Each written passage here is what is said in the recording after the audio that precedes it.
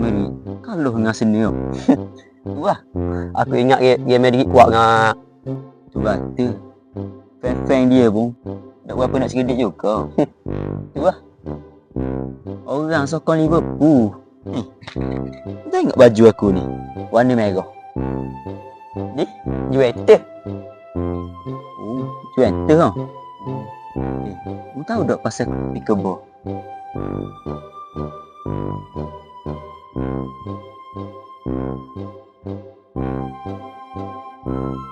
Apa tiba-tiba jadi senyap?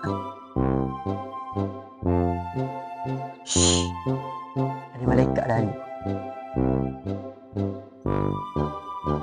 Tahu mana ada malaikat lalu?